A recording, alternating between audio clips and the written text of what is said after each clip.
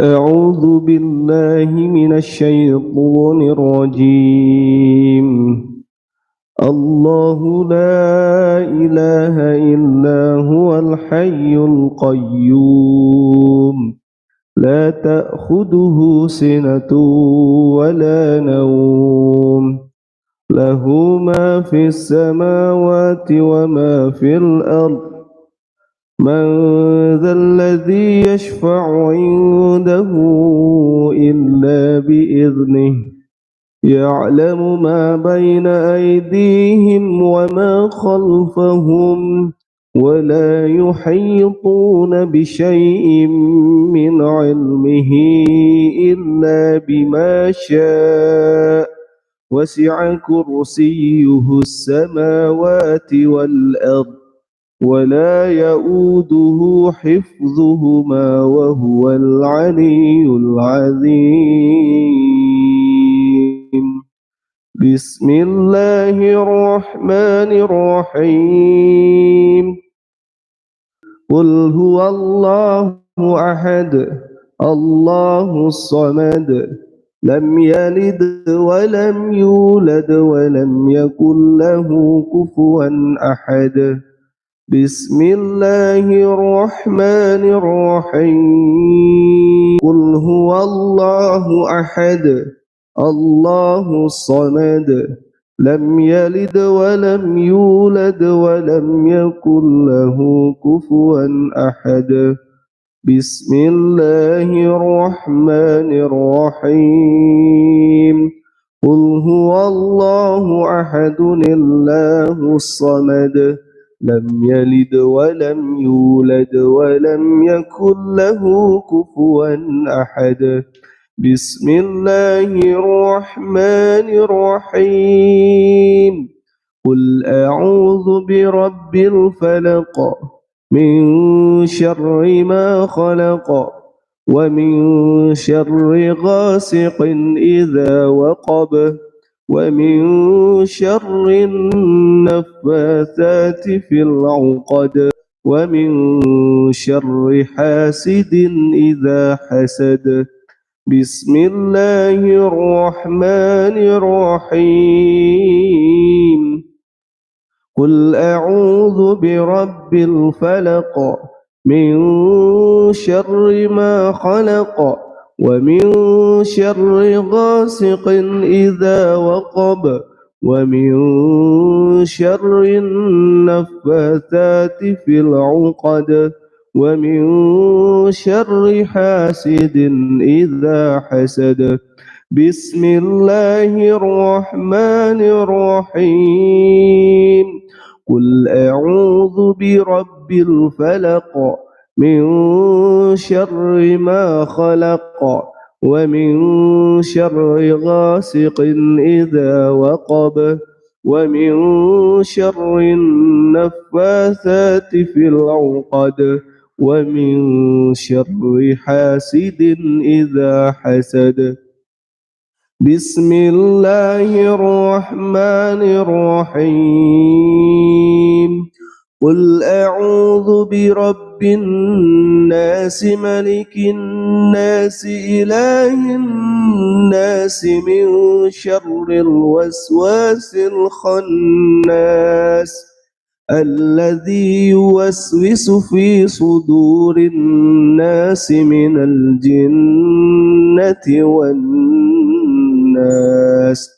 بسم الله الرحمن الرحيم.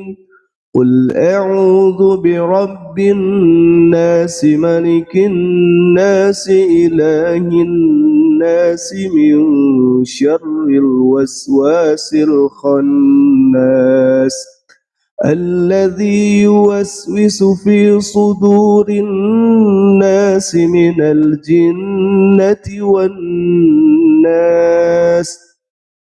بسم الله الرحمن الرحيم. قل أعوذ برب الناس ملك الناس إله الناس من شر الوسواس الخناس الذي يوسوس في صدور الناس من الجنة والناس. أصبحنا وأصبح الملك لله والحمد لله لا إله إلا الله وحده لا شريك له له الملك وله الحمد وهو على كل شيء قدير. رب أسألك خير ما في هذا اليوم وخير ما بعده، وأعوذ بك من شر ما في هذا اليوم وشر ما بعده. رب أعوذ بك من الكسل وسوء الكبر. رب أعوذ بك من عذاب في النار وعذاب في القبر. اللهم بك أصبحنا وبك أمسينا وبك نحيا وبك نموت وإليك النشور. اللهم ربي لا إله إلا أنت خلقتني وأنا عبدك وأنا على عهدك ووعدك ما استطعت. أعوذ بك من شر ما صنعت. أبوء لك بنعمتك علي وأبوء بذنبي فاغفر لي فإنه لا يغفر الذنوب إلا أنت. اللهم عافني في بدني. اللهم عافني في سمعي. اللهم عافني في بصري. لا إله إلا أنت. اللهم إني أعوذ بك من الكفر والفقر وأعوذ بك من عذاب القبر. لا إله إلا أنت. اللهم عافني في بدني. اللهم عافني في سمعي. اللهم عافني في بصري. لا إله إلا أنت. اللهم إني أعوذ بك من الكفر والفقر وأعوذ بك من عذاب القبر. لا إله إلا أنت. اللهم عافني في بدني. اللهم عافني في سمعي. اللهم عافني في بصري. لا إله إلا أنت. اللهم إني أعوذ بك من الكفر والفقر وأعوذ بك من عذاب القبر. لا إله إلا أنت. اللهم إني أسألك العفو والعافية في الدنيا والآخرة. اللهم إني أسألك العفو والعافية في ديني ودنياي وأهلي ومالي. اللهم استر عوراتي وآمن روعاتي. اللهم احفظني من بين يدي ومن خلفي وعن يميني وعن شمالي ومن فوقي وأعوذ بعظمتك أن أغتال من تحتي. بسم الله الذي لا يضر مع اسمه من شيء في الأرض ولا في السماء وهو السميع العليم. بسم الله الذي لا يضر مع اسمه شيء في الأرض ولا في السماء وهو السميع العليم. بسم الله الذي لا يضر مع اسمه شيء في الأرض ولا في السماء وهو السميع العليم. رضيت بالله ربا وبالإسلام دينا وبمحمد صلى الله عليه وسلم نبيا. رضيت بالله ربا وبالإسلام دينا وبمحمد صلى الله عليه وسلم نبيا. رضيت بالله ربا وبالإسلام دينا وبمحمد صلى الله عليه وسلم نبيا. يا حي يا قيوم برحمتك أستغيث أصلح لي شأني كله ولا تكلني إلى نفسي طرفة عين. أصبحنا على فطرة الإسلام وعلى كلمة الإخلاص وعلى دين نبينا محمد صلى الله عليه وسلم وعلى ملة أبينا إبراهيم حنيفا مسلما وما كان من المشركين.